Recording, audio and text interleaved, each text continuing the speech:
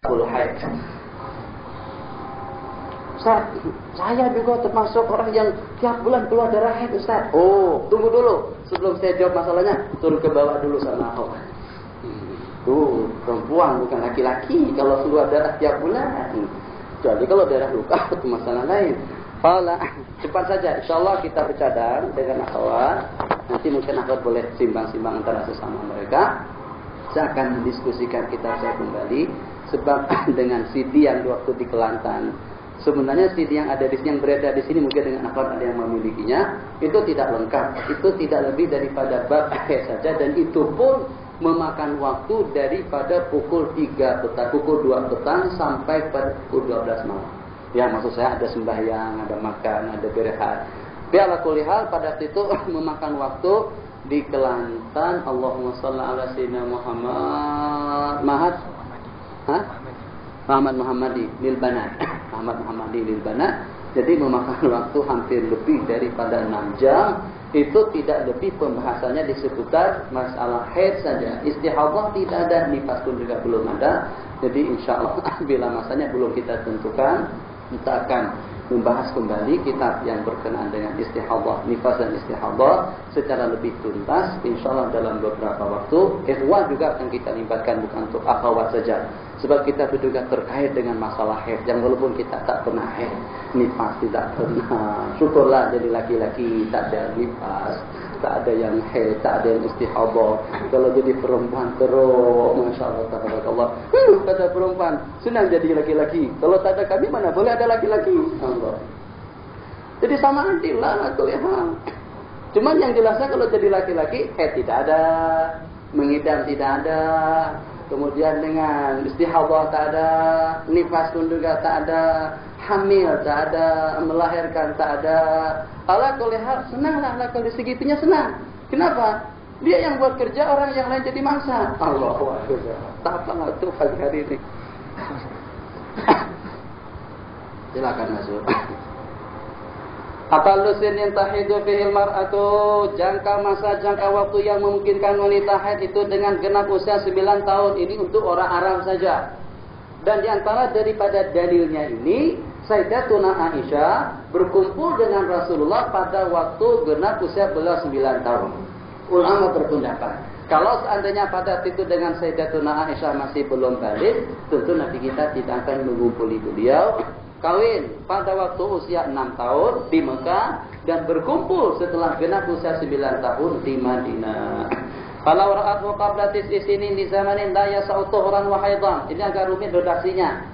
Jadi kita tidak memahami redaksi. Redaksi yang disebutkan, kalau dia tengok darah keluar pada waktu usianya sebelum genap 9 tahun. Di mana dengan usianya yang kurang daripada 9 tahun tadi itu, kurangnya dari 9 tahun itu berapa lama? Li zamanin dengan hitungan waktu yang tidak mencukupi masa tuhur dengan haid. Tulis saja, tuhuran 15 hari, haidan 1 hari. Jadi yang ingin diredaksikan di sini, yang ingin dikatakan di sini, kalau dengan wanita melihat darah keluar daripada kemaluannya, sedangkan usianya masih belum genap 9 tahun. Jadi kita tanyakan kembali, tidak genap 9 tahun, berapa hari kurangnya? Jadi kata dia kurangnya itu 10 hari. Kita katakan darah yang keluar itu adalah darah haid. Sebab ya sautuhran wa haidan 16 hari. Tapi kalau kita tanyakan kurang berapa lama? Jadi kata dia kurangnya 1 bulan. Oke. Darah yang keluar itu disebut dengan darah kotor atau disebut dengan darah penyakit. Jadi yang menentukan apakah kurang daripada 9 tahun tadi itu sampai 15 sampai 16 hari ke atas, atau dari 16 hari ke bawah. Kalau daripada 16 hari ke bawah, maksudnya kurang daripada 16 hari, dengan darah yang keluar disebut dengan darah haid. Tapi kalau seandainya dengan hitungannya dari 16 ke atas, dengan arti 17, 18, 20, 1 bulan, darah yang keluar itu disebut dengan darah kotor. Cukup setakat itu saja. Wala hadda, dan tidak ada batasnya dengan akhir atau dengan penghujung daripada usia haid. Kadang-kadang ada dengan seseorang setelah berusia 50 tahun sudah tidak haid lagi. Kadang-kadang ada dengan sebagian daripada mereka berusia sampai 70 tahun masih haid. Qala fayunkiru ilal maut. Hanya perbedaannya yang sudah saya sebutkan kemarin, dan ini juga harus ada dalam ingatan kita. Khususnya kalau kita berhadapan dengan seseorang yang tidak mau patuh dengan ketentuan hukum Allah. Kalau dengan wanita dua tuh sampai kepada sinul ya'si 50 tahun, 60 tahun yang sudah tidak haid lagi, dia tidak akan mungkin hamil. Itu sudah merupakan satu kaidah yang pasti. Tidak akan mungkin hamil, tapi tidak mustahil. Tidak akan mungkin hamil wanita yang sudah ayisa. Artinya, kalau seandainya dengan wanita tadi itu kawin pun dengan seorang laki-laki yang berusia 20-25 tahun, tetap saja dia tidak akan hamil. Saya Yusuf akan hamil, akan hamil. Kalau seandainya dengan usianya sudah ayisa. Tapi kalau sebaliknya tidak. Kawinkan saja dengan tuan.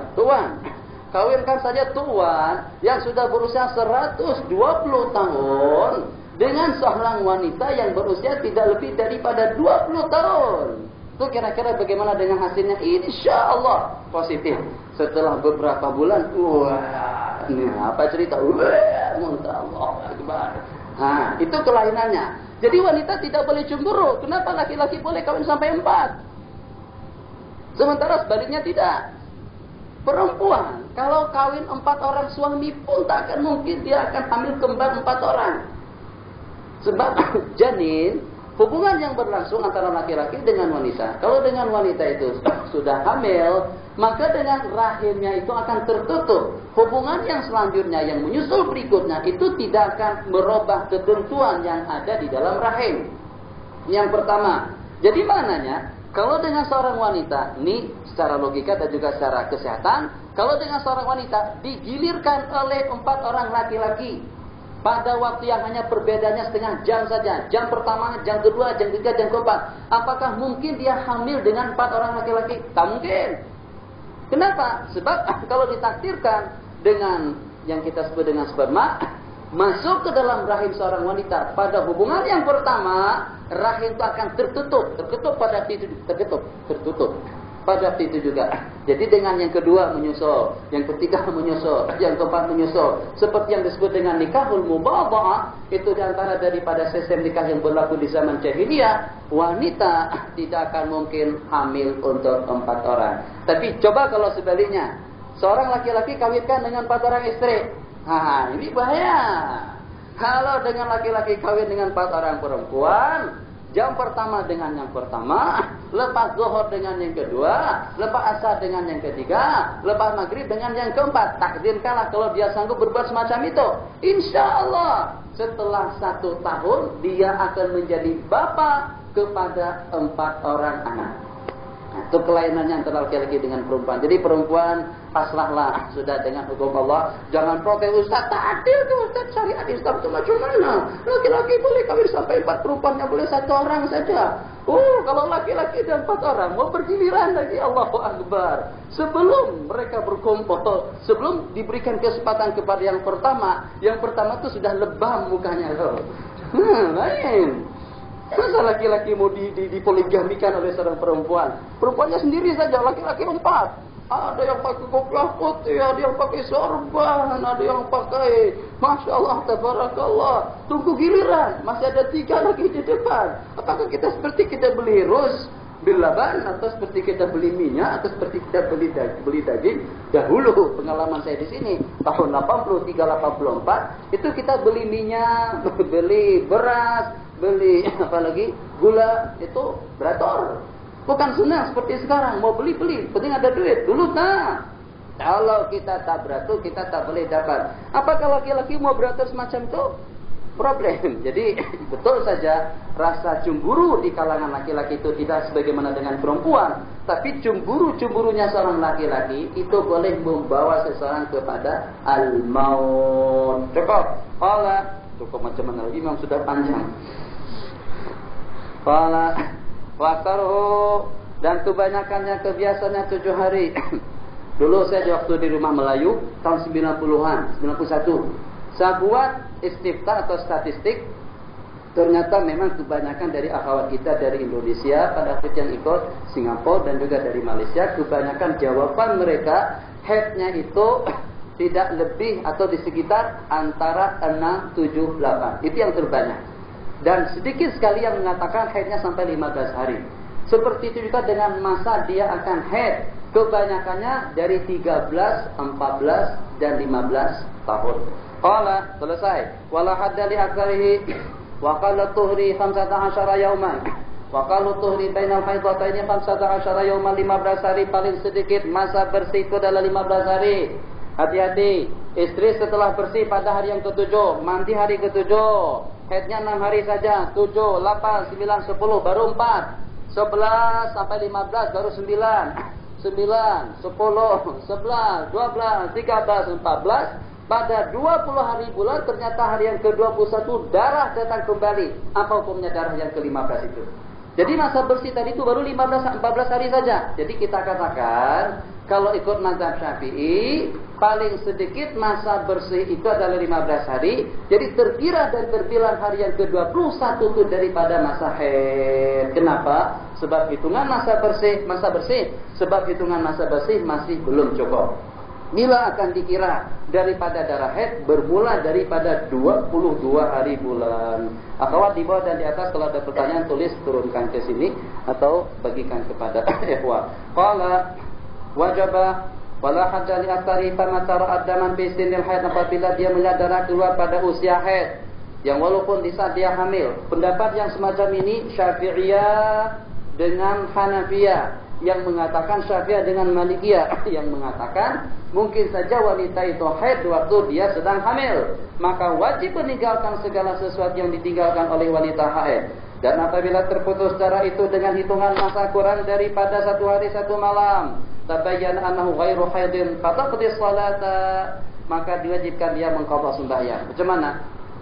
Awat khusus, ikhwat jangan ketinggalan dengan masalahnya. Bang, lampu merah. Kita ada lampu merah tapi tak pakai di sini. Ini abang ini tak paham. Mau kami tapi tak paham lagi istilah lampu merah. Jadi itu bahasa orang dewasa, lampu merah, lampu kuning, lampu hijau. Jadi nanti kita sebutkan kembali sunat dengan wanita itu kalau pada waktu haid memakai pakaian khusus. Ada kan dalam sini memakai pakaian khusus. Jadi lebih elok belikan dia baju yang warnanya merah. Tulisannya di belakang haid. Jadi kita tak tanggung-tanggung lagi. Tak payah tanya. Suami tak payah tanya, kawan. Suami tak akan tanya. Ini apa lagi nih, pasal apa lagi nih, pakai baju merah macam tuh. Tulisan haid di pas istihadah apa pergi ke tempat kenduri. Dah. Jadi supaya suami tahu diri. Satu, ada yang kedua warnanya kuning. Ada yang ketiga warnanya hijau. Seperti lampu merah lah, lampu merah, kuning, hijau. Jadi kata istilah kawan-kawan kita di Kelantan, kalau pada waktu lampu kuning menyala itu tambah minyak. Maksud tambah minyak, tahu-tahu dirilah suami. Jangan nak-nakkan itu yang pada waktu dengan lampu merah sudah menyala. Tak boleh, lampu merah stop. Sudah kita sepakati peraturan itu. Justru lampu merah, kuning, hijau itu mengambil daripada darah haid. Kira-kira lah, wallahu a'lam. Jadi apa maksudnya? Maksudnya, kalau kebetulan dengan sang suami diberitahukan oleh suaminya, bang, lampu merah sudah menyala. Oke, kita kena break pada waktu itu, berhenti. Tak boleh berkumpul. Darah keluar pada pukul 10 siang. Azan zuhur pukul 1 dikumandangkan, tak sembahyang. Asar dikumandangkan dengan azannya, tidak sembahyang, sudah 2 waktu. Maghrib tidak sembahyang, Isya tidak sembahyang. Pukul 10 dia cek balik, ternyata darah tidak ada.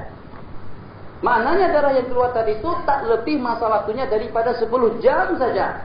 Jadi bagaimana dengan kedudukan sembahyang yang 4 waktu tadi itu?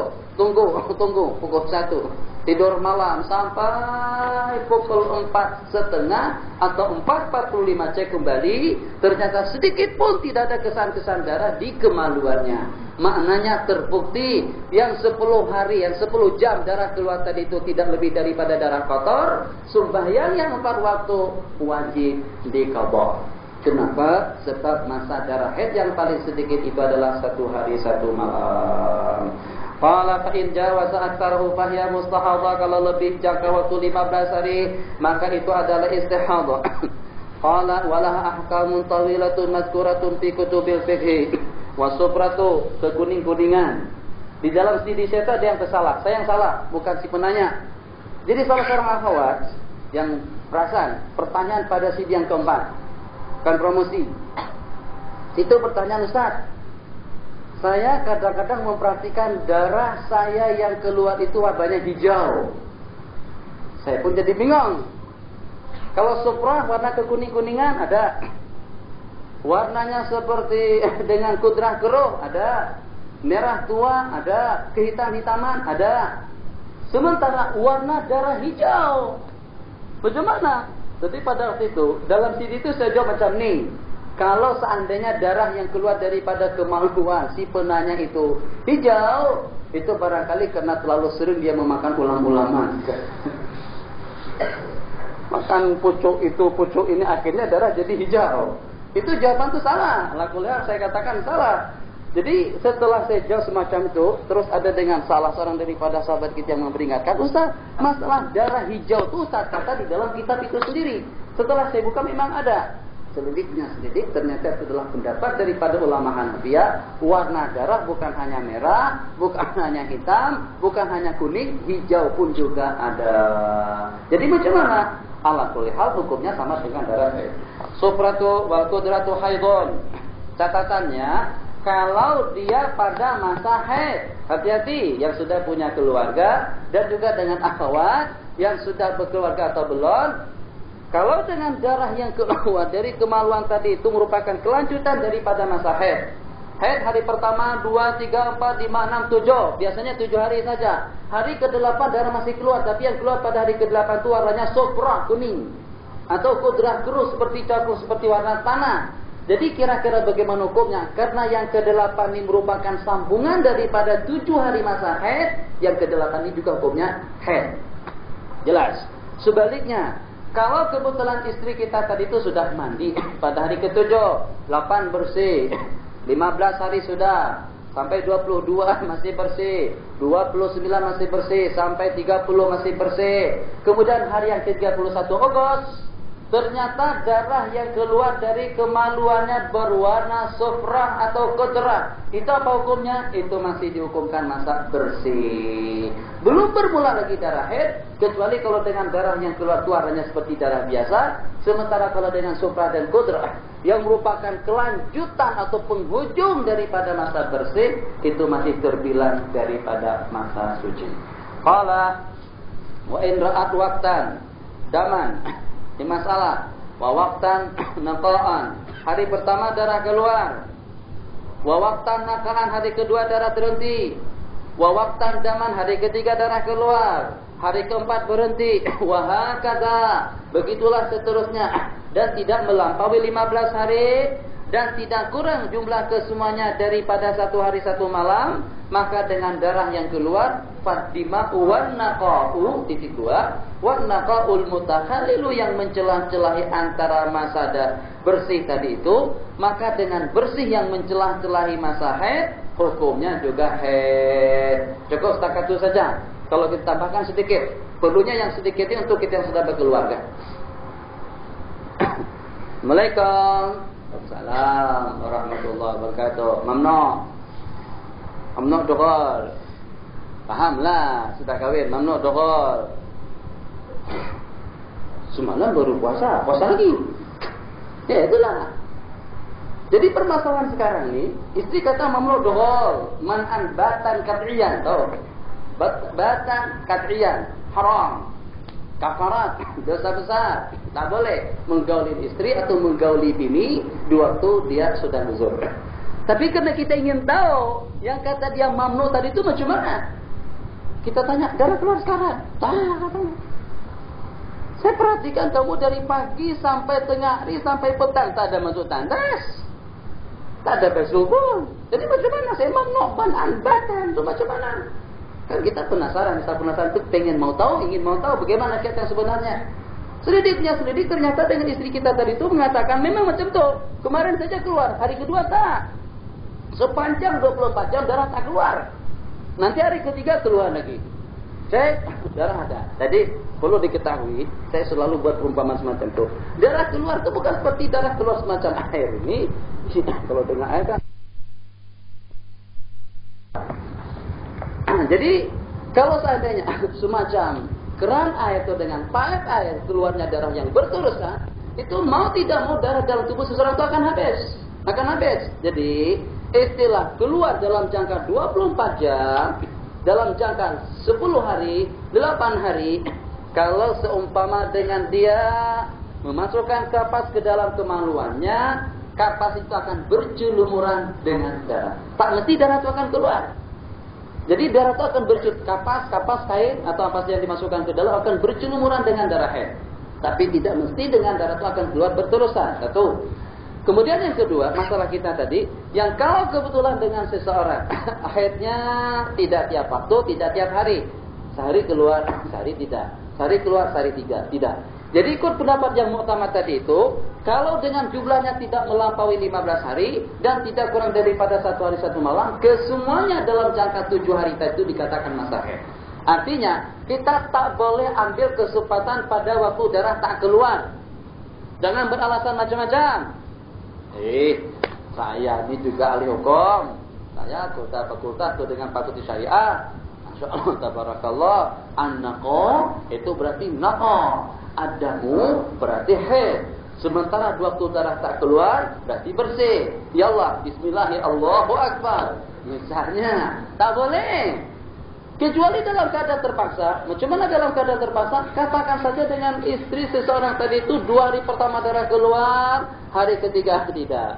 2 hari berikutnya keluar, hari ke-6 tidak. Ada qil dalam mazhab Syafi'i, pada waktu darah tak keluar di masa-masa yang mencelah-celahi masa haid, itu terhitung dan terbilang daripada masa bersih. Jadi kita perlu dengan kaul yang semacam ini, kalau dengan keadaan seseorang tidak boleh dikawal. Daripada terlibat dengan homo atau lewat, daripada terlibat dengan ityanu zaujah fid dubur, dan juga daripada terlibat dengan istimna, kita sebut dengan onani, daripada terlibat dengan perbuatan zina wal iyadzubillah, lebih elok dia menggauli istrinya yang sedang haid pada waktu darah tidak keluar. Qala, selesai. Wa qalu nifasi lahzatun wa ghalibu 40 hari. Waktaruhu 60 hari. Kalau kebetulan melebihi daripada 60 hari, maka itu namanya mustahadah. Diharamkan dengan haid dan nifas segala sesuatu yang diharamkan dengan janabah. Sembahyang 1.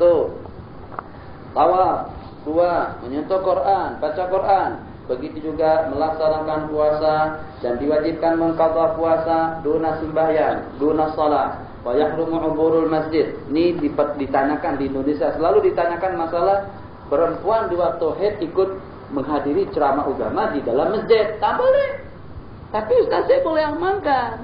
Saya dengan menggunakan duala atau dengan menggunakan kain, dengan menggunakan kapas, dengan menggunakan apa saja, saya akan sanggup untuk menjaga kebersihan masjid. Perlu dijawab, bukan masalah kebersihan masjid yang menyebabkan dengan wanita tidak boleh masuk ke masjid, bukan karena dikhawatirkan darah akan mencemarinya atau akan mengotorinya, tidak.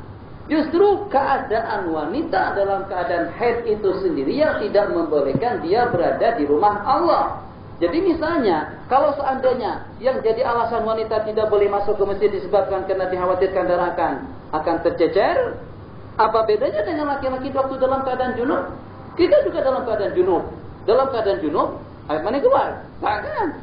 Tapi kita tak boleh duduk di masjid. Inni la uhillul masjida li haidin wala junubin, sabda Nabi. Aku tidak bolehkan masjid kepada laki-laki dalam keadaan junub dan wanita dalam keadaan haid. Jadi bukan karena darah yang dikhawatirkan akan mengotori masjid itu sebabnya hukumnya haram, tidak.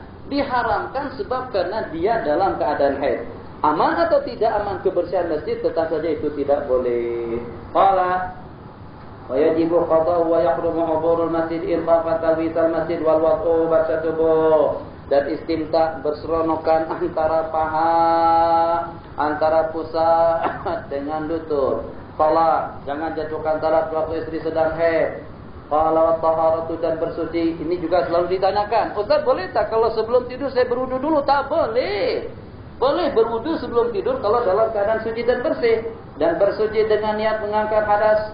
Apabila dengan darah wanita tadi itu sudah terangkat, sudah terputus, maka terangkatlah hukum haram puasa, salat, dan masuk ke masjid, wa taharati, dan bersuci, wa yabqal baqi hatta taghtasil. Kalau kebetulan pada pukul 12 tengah malam darah sudah tak keluar, tapi dia tak mau mandi. Kebetulan dia sudah sahur dengan suaminya. Apakah dia boleh puasa pada hari itu? Dan juga dengan niat puasa sebelumnya, sebelum dia mandi, kita katakan iya boleh. Sebab sudah terangkat hukum haram puasa kalau dengan darah sudah putus. Qala walam yaqa fi qalbihi walau da'at. Kalau kebetulan dengan wanita mendakwa dia haid, suaminya ini daripada jenis yang tak mau percaya. Dalam hidupnya tuh tak pernah mengatakan iya, tidak terus. Bang, yuk kita pergi ke Tebamo. Tak. Bang, yuk kita pergi sinema yuk. Tak. Bang, tolong angkatkan. Tidak. Bang, yuk kita sama-sama yuk. Ya. Kalau sudah diajak yang satu tuh, ahlan. Tapi kalau diajak dengan yang lain tak mau. Itu dengan suaminya. Permasalahannya pada waktu dengan istri mendakwa dia dalam keadaan uzur, suami tak percaya. Nah, kawan, kalau Allah ditakdirkan Allah nanti dapat suami yang macam tu. Kalaulah, jadi jangan pasti. Kalaulah ditakdirkan Allah mendapatkan seorang suami yang tak mempercayai istrinya, bang saya haid bang, tak boleh dah, tak apa, tak ada masalah. Saya tak percaya ente haid, tak ada bukti. Al-bayyinatu 'alal mudda'i, ahli hukumnya al-bayyinatu 'alal mudda'i wal yaminu 'ala man ankar. Saksi itu kepada orang yang mendakwa dan sumpah itu kepada orang yang ingkar. Saya percaya kamu haid kalau seandainya ada bukti-bukti. Tuh, mau bukti bang, mau bukti. Kalau dua laki istri dah, lihatkan saja lah pelakunya. Bukakan saja situ, bang. Nah, ada buktinya. Laisal khabaru kal mu'ayyana. Sudah tidak sama berita dengan yang disaksikan. Kalau sudah tengok celana bini merah berceluburan dengan darah, masih mau cari bukti lagi. Bukti apa lagi? Allahu Akbar. Qala masalah wa tastaqilu qala walan yaqa fi qalbi sidquha halalahu waqtuha. Wa taghsilul mustahadatu farja, dan diwajibkan bagi wanita mustahadah untuk mencuci kemaluannya. Wa tashuddu, dan mengikatnya. Wa tahsibu, dan membalutnya. Summa tatawaddu rumih. Semacam itu juga kita laki-laki kalau kita salisul bal. Jadi kalau dengan wanita yang mustahadah, darah yang keluar terus-terusan, satu yang dia kena buat kerja, berwudu setelah masuk waktu sembahyang dan sebelum dia berwudu basuh kemaluan. Setelah membasuhnya, meletakkan balutan di sana, membalut dan mengikatnya, yang kira-kira dengan darah istihadah itu tidak akan keluar. Untuk menyekat darah istihadah supaya tidak keluar. Laki-laki macam mana? Kalau kebetulan salisul baul, yang pertama, setelah azan dikumandangkan kita pergi ke tandas, kita basuh kemaluan, kemudian kita balut, entah itu dengan kapas, dengan kain, dengan tisu atau dengan yang seumpamanya. Selepas itu baru kita berwudu, dan selepas berwudu kita akan melaksanakan sembahyang fardu secepatnya. Kalau waktu takbir kencing keluar tidak ada masalah. Waktu takbir darah keluar tidak ada masalah. Di saat sedang sembahyang pun juga tidak ada masalah. Teruskan saja sembahyang, itu dimaafkan. Qala wala tu'akhiruhu, dan tidak boleh menangguhkan sembahyang. Al-fard ba'da taharati, setelah dia berwudu, kecuali untuk kesibukan seumpama hal-hal yang berkenaan dengan sembahyang seperti menutup aurat, azan, menantikan jamaah. Kalau dia tangguhkan untuk perkara-perkara yang lain, selepas dia berwudu dia makan, selepas dia berwudu dia berehat, selepas dia berwudu dia ke pasar, maka dengan wudu wajib diistinaf. Istinaf artinya mengulang kembali wudu dari semula. Wajibu ghuslul farji, dan wajibkan mencuci kemaluan, membalutnya dan berwudu pada tiap sembahyang fardu. Dan bagi seorang laki-laki yang salisul baul hukumnya sama dengan wanita mustahadah.